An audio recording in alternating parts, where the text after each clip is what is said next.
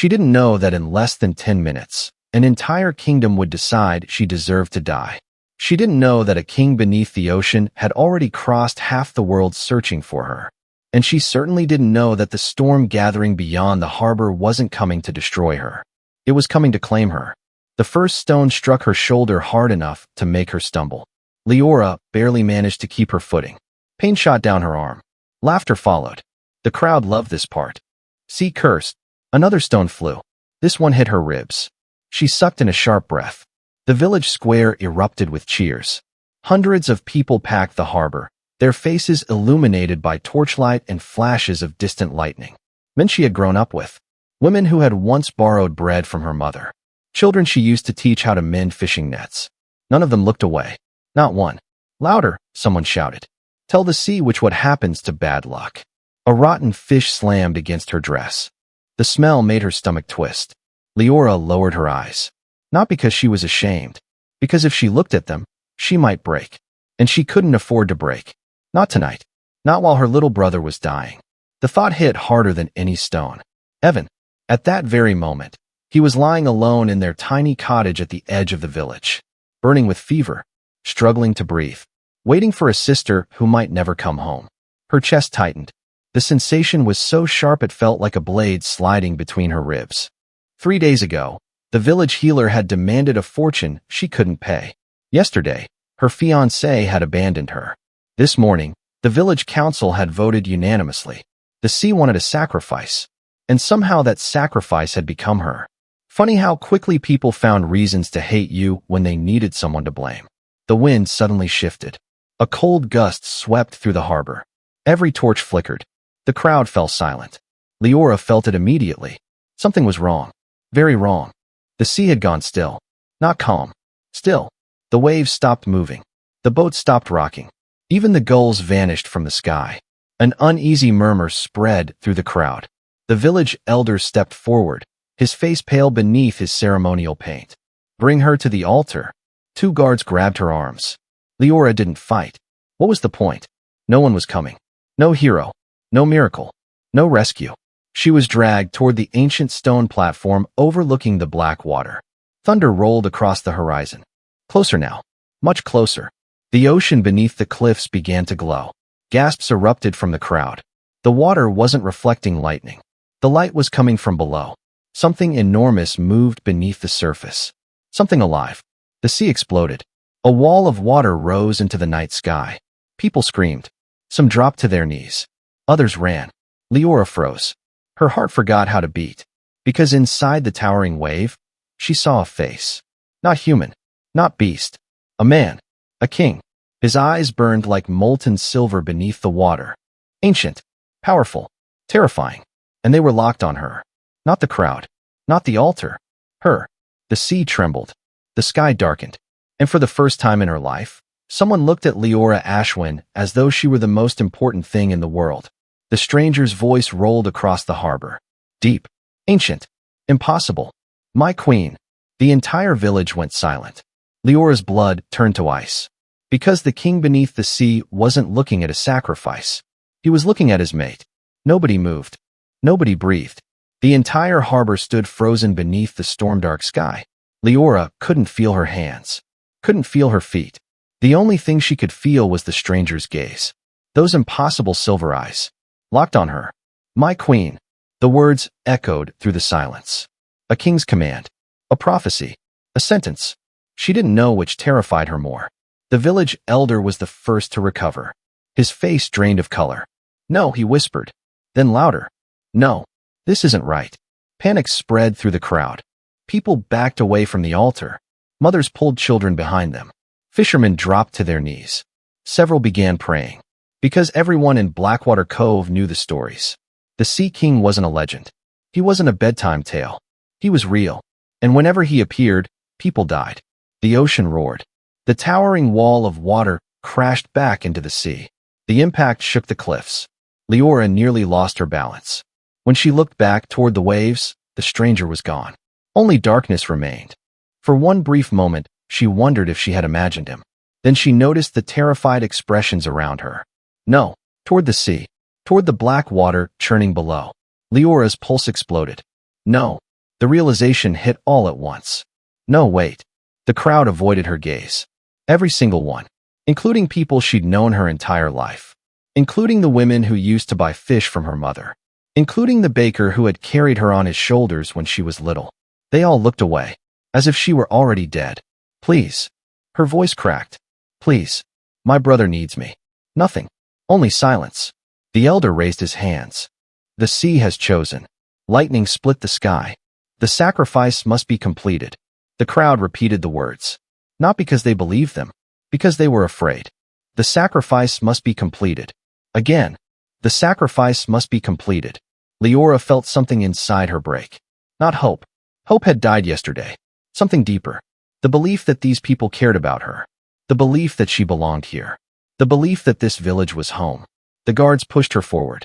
Her heels reached the edge. Wind whipped through her hair. The ocean waited below. Cold. Dark. Endless. A sob rose in her throat. Evan. She pictured his smile. His messy brown hair.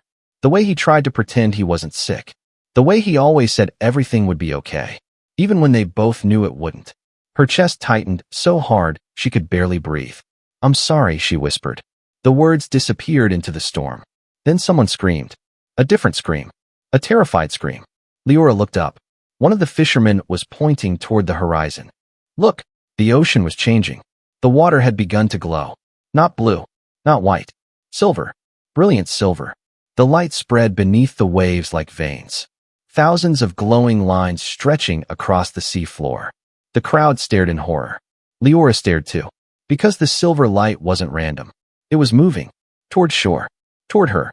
The ocean itself seemed alive. The water rose again. Higher than before. This time no wave crashed. No storm struck. Instead the sea parted. Straight down the middle. Gasps erupted everywhere. A path emerged. A road of black stone hidden beneath the water. Leading from the horizon directly to the harbor. Leora's breath caught. Impossible. The sea couldn't do that. But it was. Something moved within the opening. A figure. Tall. Broad-shouldered. Walking calmly across the ocean floor. Every step sent ripples of silver light through the water. The storm seemed to bend around him. Obey him. Fear swept through the crowd. People fell to their knees. Others fled. Some simply cried. The figure kept walking. Closer. Closer. Closer. Until Leora could finally see his face. The same man. The same silver eyes. The same impossible beauty. He looked even more dangerous now. Dark hair. Black armor. A long cloak that moved like liquid shadow behind him. Power rolled off him in waves. Ancient. Controlled. Terrifying. He reached the harbor. Stopped. Looked directly at her. Everything else disappeared. The crowd. The storm. The world. Only those eyes remained. The Sea King studied her. As if confirming something. As if searching for an answer. Then his gaze dropped. To the bruises on her arms. The fingerprints left by the guards. Something changed. The temperature dropped instantly. The air became sharp. Violent. Dangerous. The two guards stumbled backward. One released her immediately. The other dropped to his knees.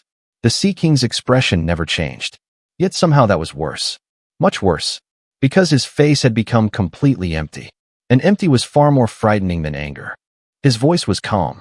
Deadly calm. Who touched her? Nobody answered. The harbor went silent. The king took one step forward. The sea behind him exploded. Water surged 30 feet into the air. Boats shattered. Docks cracked. People screamed. Who? Another step. The entire cliffside trembled. Touched. Another. Silver light flashed beneath his skin. Like lightning trapped inside a human body. Her. The guard holding Leora collapsed instantly. Sobbing. It was me. The Sea King looked at him. Just looked. And the man began screaming. His skin turning white with terror. Leora's heart hammered. This wasn't a king. This wasn't even human. This was something far older. Something powerful enough to make nature itself kneel. The stranger finally turned back toward her. The violence vanished. The sea calmed. The storm softened. All because he looked at her. His silver eyes moved across her face. Slowly. Carefully. Almost reverently. Then he spoke. Not to the crowd. Not to the elder. Only to her. You've suffered enough. Leora's breath caught. And for the first time that terrible night, someone sounded angry on her behalf. The Sea King extended his hand. The storm held its breath. The ocean waited. The kingdom watched. And Leora realized that whatever happened next, her life would never belong to Blackwater Cove again. Her life would never belong to Blackwater Cove again. Leora knew it. The moment she looked at the hand extended toward her, she knew. Everything was changing. The village, the harbor, the world she had spent 22 years trying to survive. It was slipping away, and somehow that frightened her more than the storm. The Sea King waited, perfectly still, perfectly patient, as though he already knew what her answer would be. Leora stared at his hand. Strong, calloused, human. At least it looked human. But nothing about this man felt human. The ocean obeyed him. The storm listened to him. And the entire harbor was terrified of him. She should have been terrified too. Instead, she felt something else. A strange pull. A warmth deep inside her chest. Soft, persistent, dangerous, like a thread tightening between them. The sensation made her heart skip. No, not now. She forced herself to look away from him. Evan. The name escaped before she could stop it. The Sea King's expression changed immediately. Not much. Just enough. His silver eyes sharpened. Your brother. Leora blinked. You know about him? A flicker of surprise crossed her face. The Sea King didn't answer immediately. Instead, he looked toward the small cluster of cottages beyond the harbor. Toward the edge of the village. Toward her home. The movement sent a chill through her. How could he possibly know? I know enough. His voice was low, controlled. I know he has been sick for nearly 7 months. Leora's stomach dropped. I know you've sold everything you own trying to save him. Her breath caught. I know you haven't eaten a full meal in weeks because you keep giving him your portion. The harbor had become silent again. People were listening, watching. Nobody dared interrupt. The Sea King took another step toward her. The distance between them shrank. Leora suddenly became aware of everything. The rain on her skin, the bruises on her arms, the pounding of her heart, and the fact that this terrifying man somehow knew things nobody should know. How, she whispered. His eyes held hers. Because I've been watching. The answer sent a shiver through her. Watching? For how long? Why? The questions exploded inside her mind. But before she could ask any of them, a voice interrupted. She's lying. The shout came from the crowd. Leora turned. Lord Magnus, the wealthiest man in Blackwater Cove. The man who controlled most of the fishing fleets. The man who had voted first when the council demanded a sacrifice. His face was pale, but anger seemed stronger than fear. She's nothing. He pointed at Leora. She's a curse on this village. The Sea King's gaze slowly shifted. The temperature dropped. Instantly, Magnus swallowed, but continued anyway. Every tragedy we've suffered started with her family. The crowd murmured nervously. Her mother drowned. Her father abandoned her. Her brother is dying. Magnus spread his arms dramatically. How many signs do we need? Leora felt humiliation burn through her chest. Not because the accusations hurt. Because part of her had spent years wondering if they were true. Maybe she was cursed. Maybe everyone around her really did suffer. Maybe no. The word cut through the harbor. The Sea King hadn't raised his voice. He didn't need to. Everything stopped. Even the wind seemed to pause. The Sea King's eyes never left Magnus. You speak of suffering. Another step. You speak of loss. Another. You speak of curses. Magnus stumbled backward. The Sea King's expression remained calm. Terrifyingly calm. Yet you're the one who stole medicine meant for dying children. The crowd gasped. Magnus froze. What? You doubled the price during the fever outbreak. Another step. You watched families starve. Another. You buried the evidence. Magnus' face turned white. Leora stared. The crowd stared. Everyone stared. Because it was true. The look on Magnus' face told them everything. The Sea King stopped moving. Silver light flashed beneath his skin. I know exactly what kind of man you are. Magnus dropped to his knees. The crowd erupted into whispers. Fear. Shock. Disbelief. Everything was unraveling. The lies. The accusations. The years of blame. All of it. And standing in the center of the chaos was the one person nobody had defended. Leora. For the first time in years. Someone was standing up for her. The realization hit harder than she expected. Her eyes burned. She quickly looked away. No. She wouldn't cry. Not here. Not in front of them. The Sea King's attention returned to her. Immediately the tension vanished. As if the storm itself adjusted to his mood. You want to see your brother. It wasn't a question. Leora nodded. Please. The word came out broken. Small. Desperate. The Sea King studied her for a moment. Then he offered his hand again. Come with me. Leora hesitated. The harbor, the village, everything she knew. On one side, the unknown, the impossible, the Sea King. On the other, her heart hammered. You'll save him? The question barely escaped her lips. The Sea King's eyes softened. Only slightly, but enough. If anyone can. The answer wasn't a promise. And somehow that made her trust it more. Because it was honest. Leora looked down at his hand. Then toward the distant cottage where Evan waited. Then back to the king. A strange feeling spread through her chest. Fear, hope, and something she couldn't name. Slowly, she lifted her trembling hand. The moment their skin touched, everything changed. Heat exploded through her body. Silver light burst beneath the ocean. The storm roared. The harbor shook. The Sea King's eyes widened. For the first time since arriving, the king looked shocked. A pulse of power erupted from their joined hands. Ancient, wild, alive. The sea answered immediately. The water rose. The sky flashed. And somewhere deep beneath the ocean, something awakened. Something old. Something that had been waiting. Waiting for her. Waiting for this moment. Waiting for the girl the Sea King had spent years searching to find. Waiting for her. The thought echoed through Leora's mind. Then the world disappeared. A violent rush of silver light exploded around her. The harbor vanished. The crowd vanished. Even the storm vanished. Leora gasped. The ground disappeared beneath her feet. She instinctively tightened her grip on the Sea King's hand. Immediately, a powerful arm wrapped around her waist. Stay close. His voice sounded distant, as if coming through water. The strange silver light swallowed everything. Leora squeezed her eyes shut. Her stomach twisted. The sensation felt impossible. Like falling. Like flying. Like being pulled through an ocean current far too powerful to resist. Then suddenly, silence. Absolute silence. Leora opened her eyes and forgot how to breathe. The ocean surrounded her. Not above. Not below. Everywhere. Miles of crystal blue water stretched beyond enormous glass-like walls. Schools of glowing fish drifted through the darkness.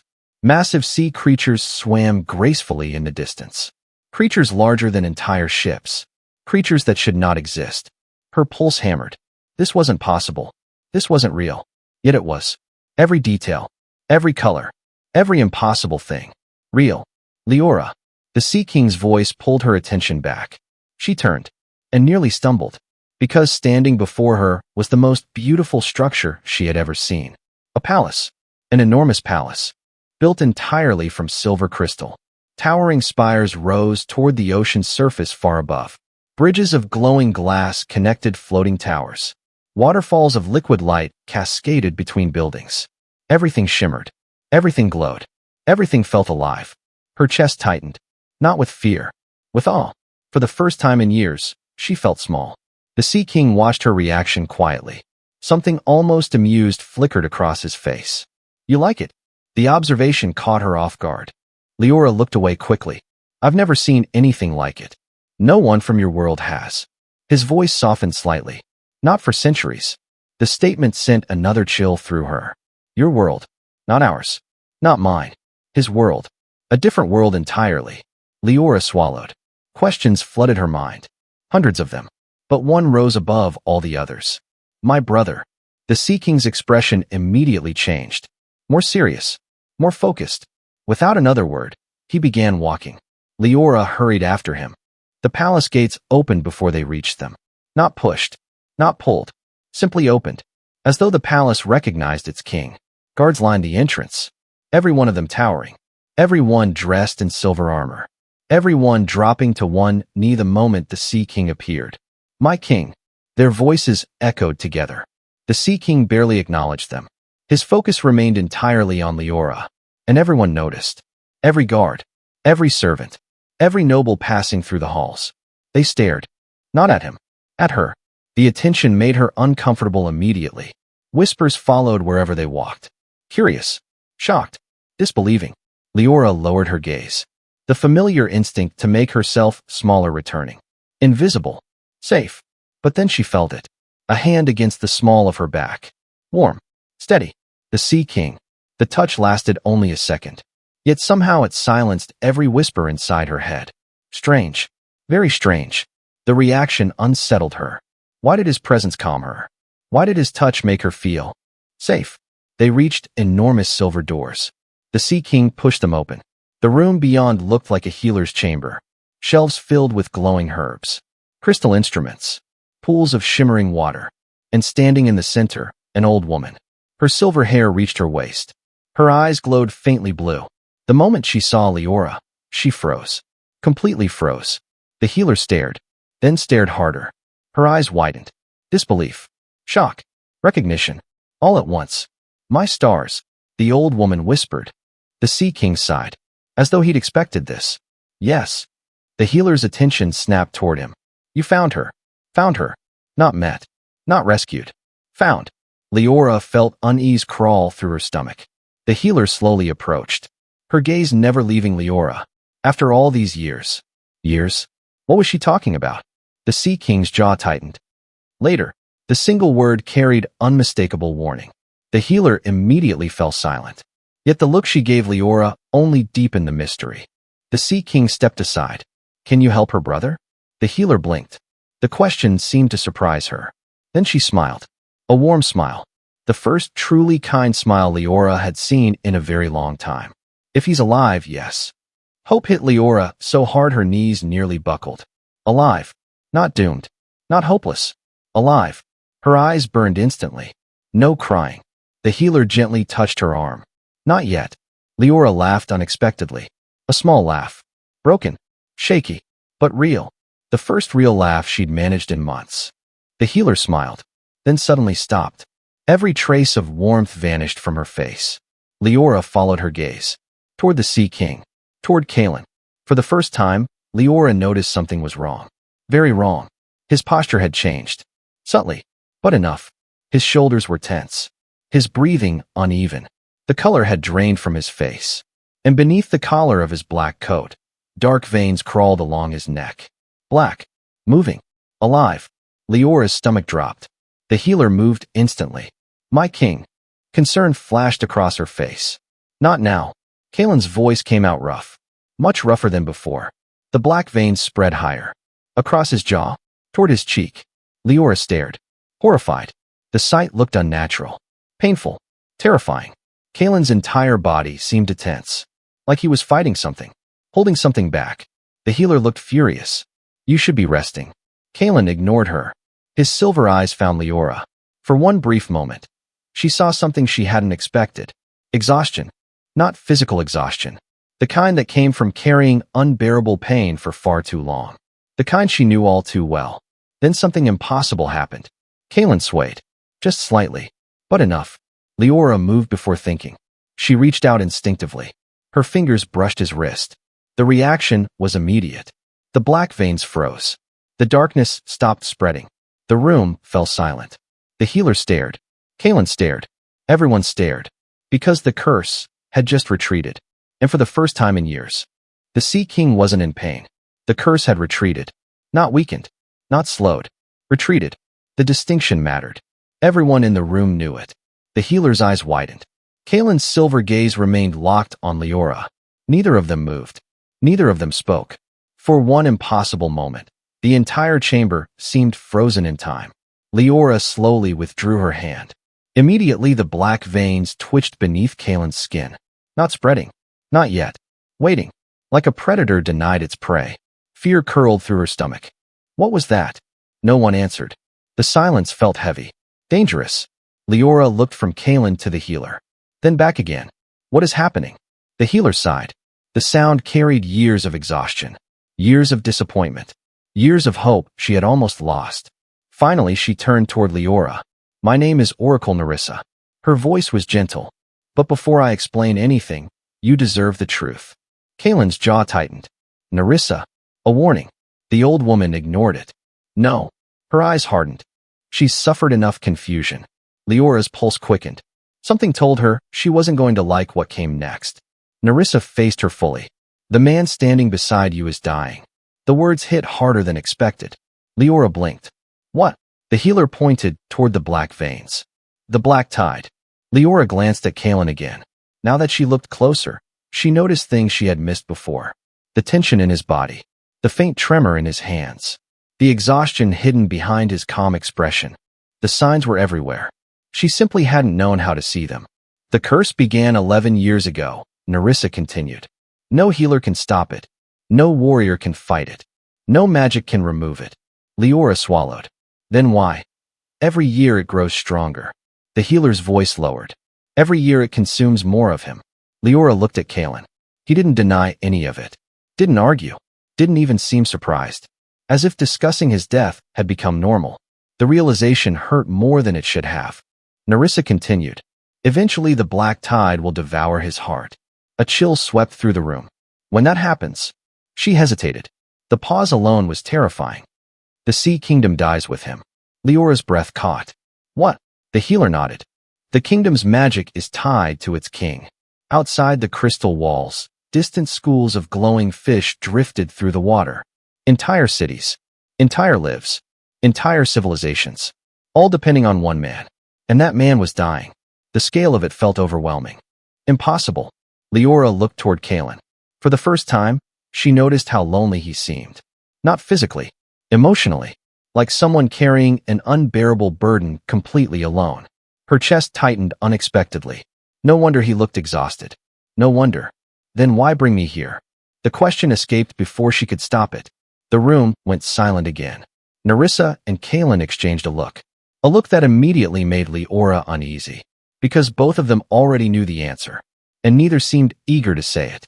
Her stomach sank. What? Nerissa inhaled slowly. For 10 years, we've searched.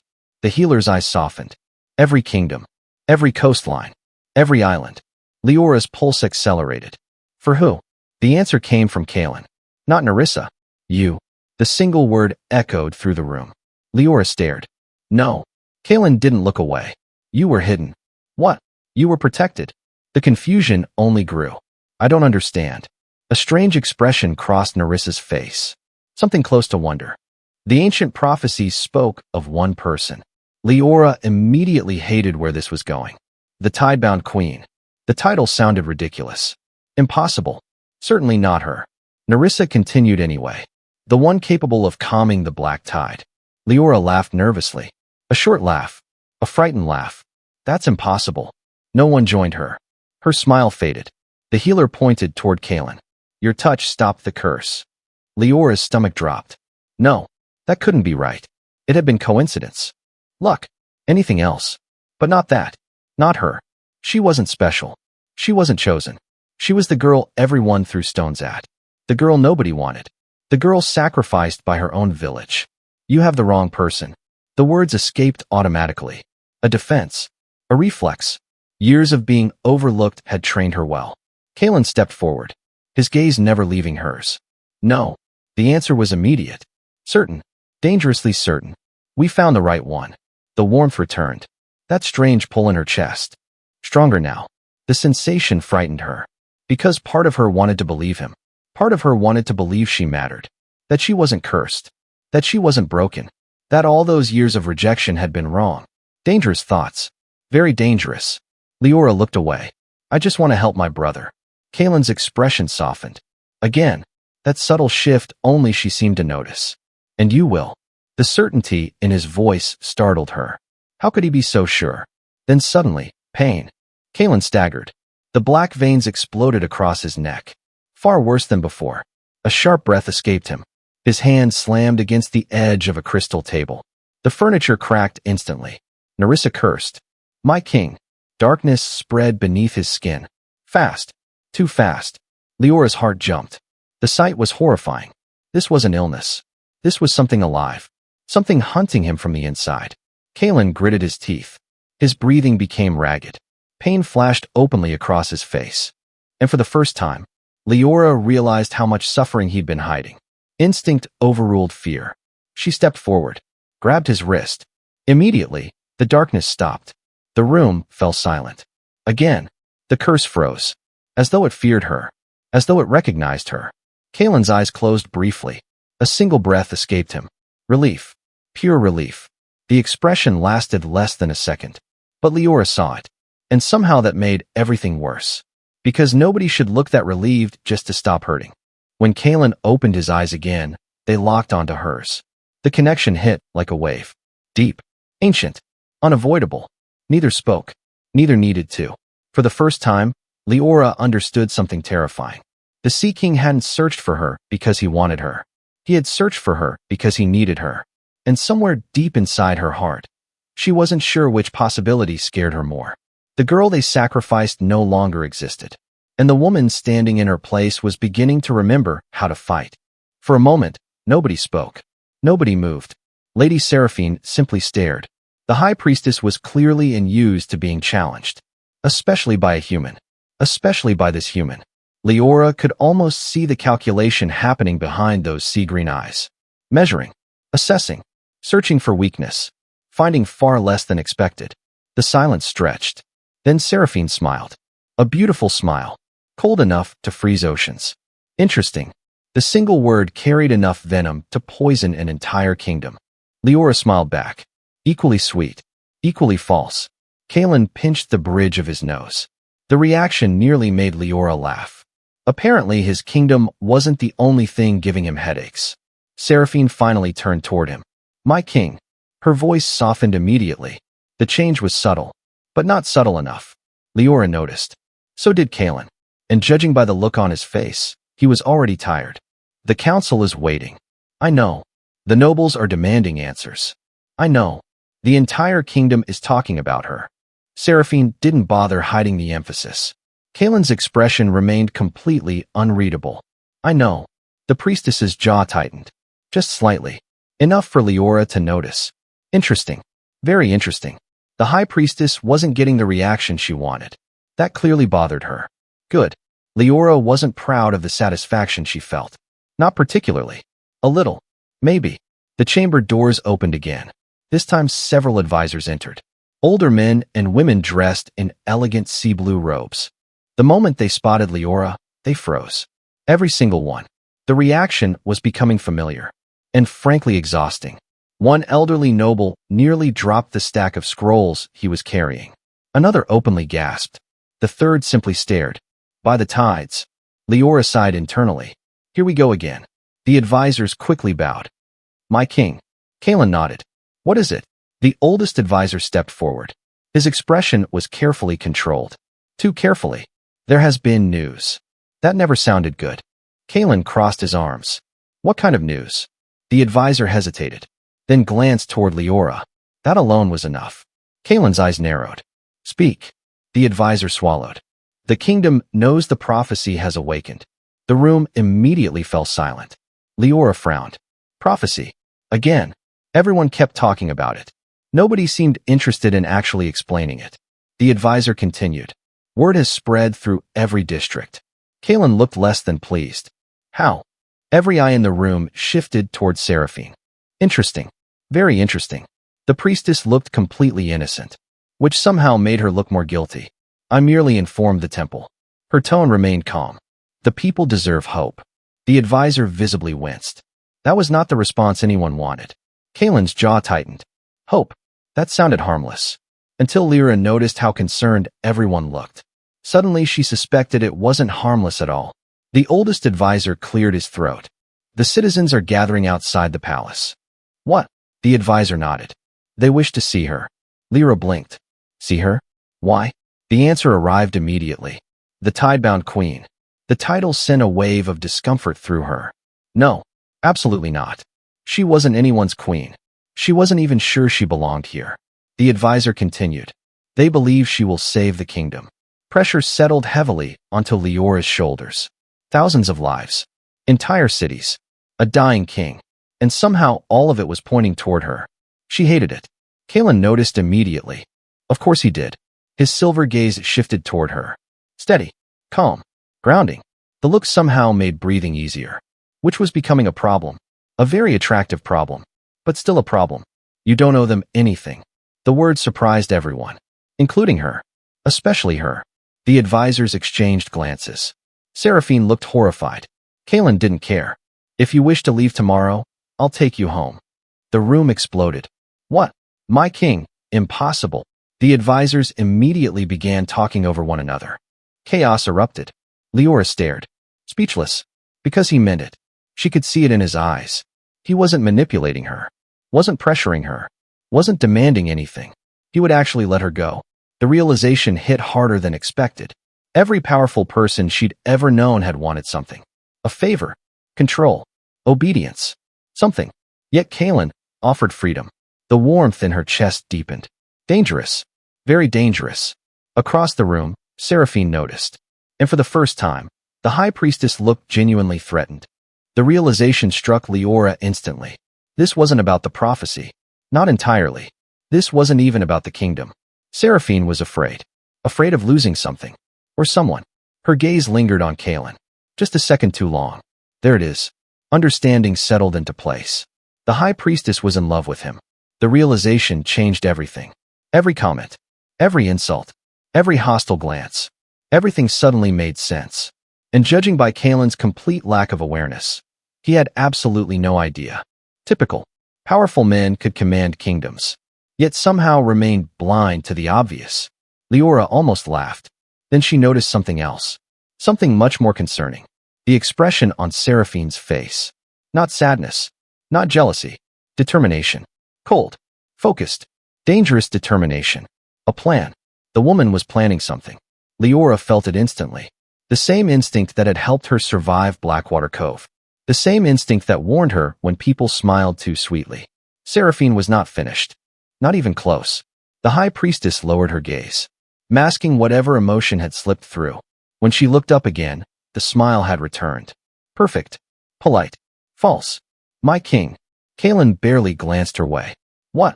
The priestess folded her hands gracefully. There is one matter that still requires discussion. Something about her tone made Leora uneasy. Kaelin clearly noticed too. What matter?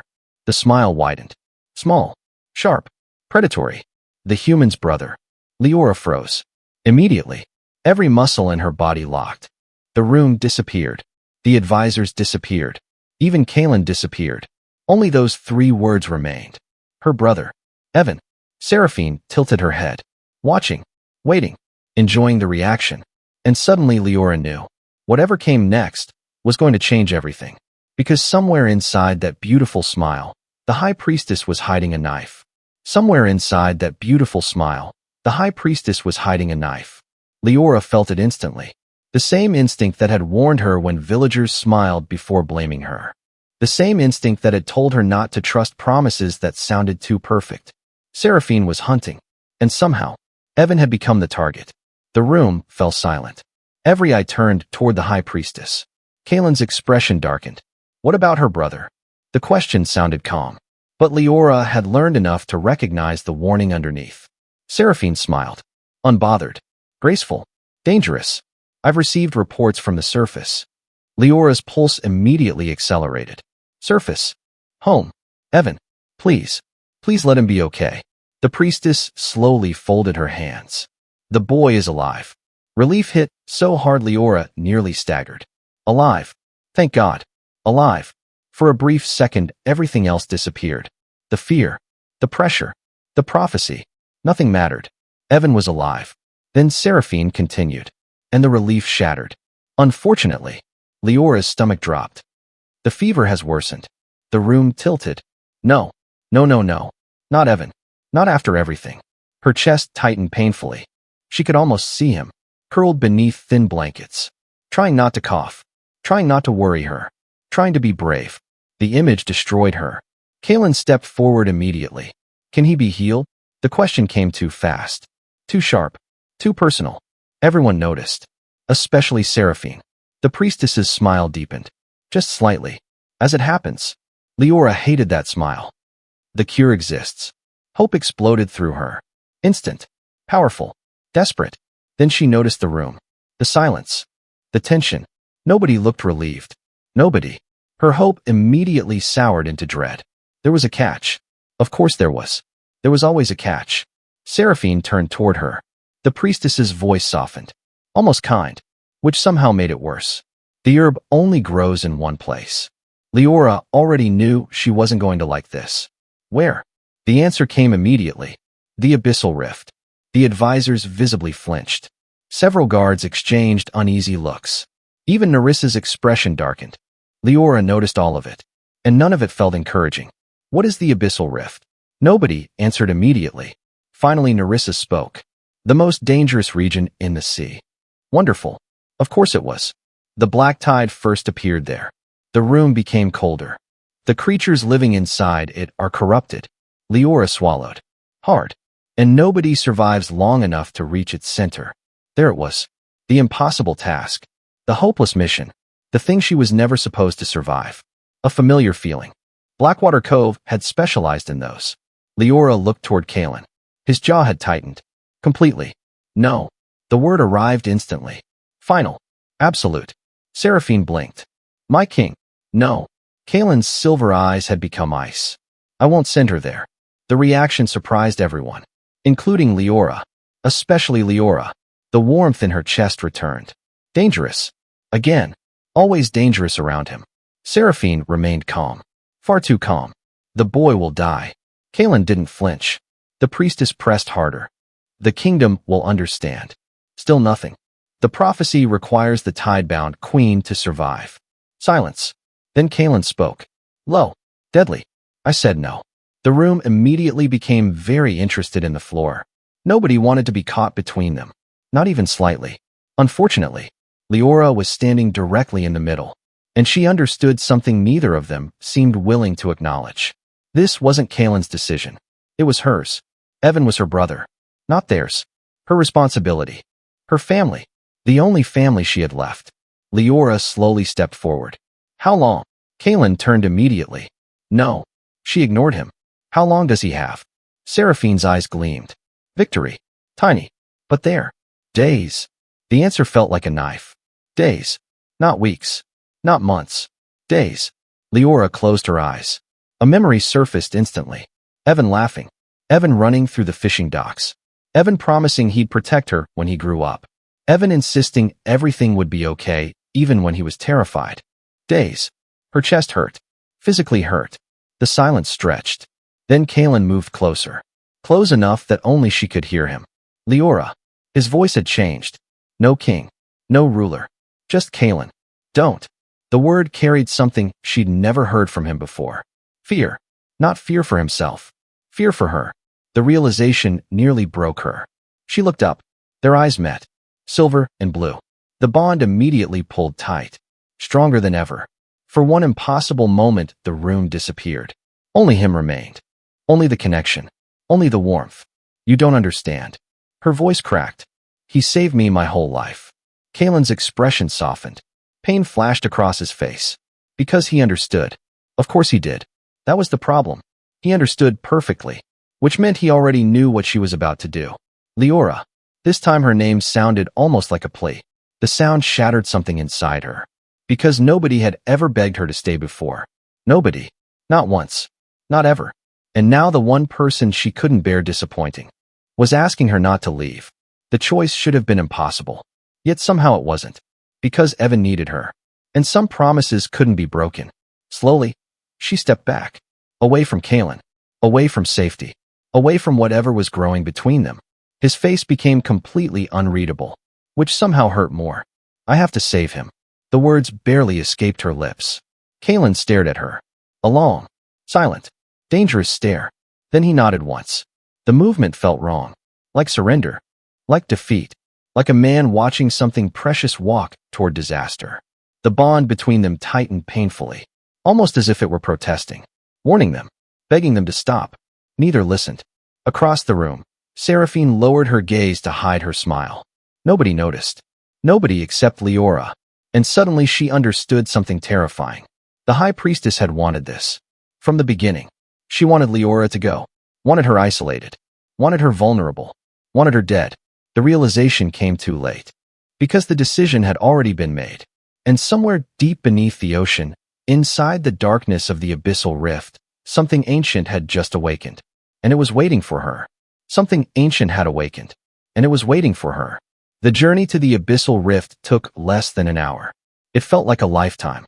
Leora stood aboard a small crystal vessel cutting through the dark waters beyond the Sea Kingdom. The deeper they traveled, the darker the ocean became. No glowing fish. No beautiful reefs. No shimmering cities. Only shadows. Endless shadows. The water itself seemed wrong. Corrupted.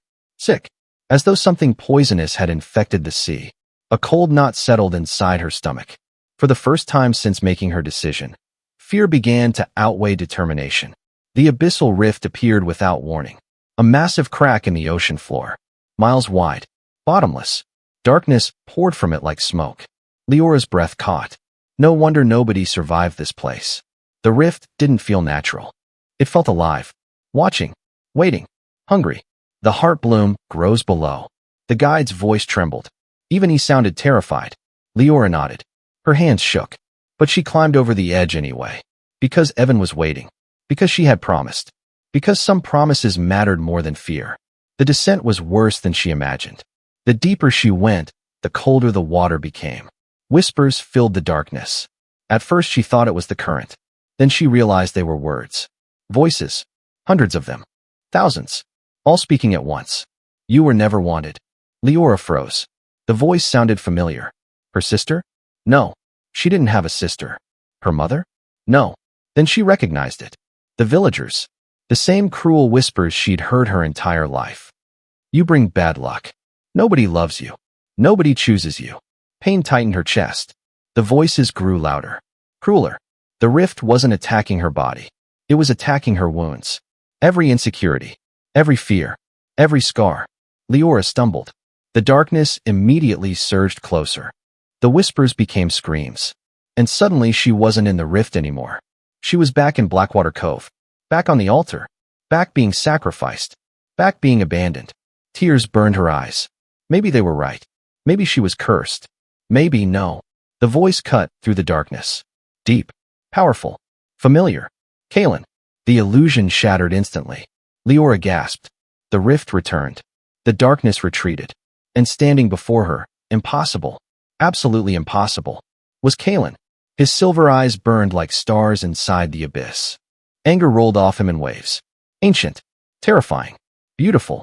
Leora stared. What are you doing here? The Sea King's jaw tightened.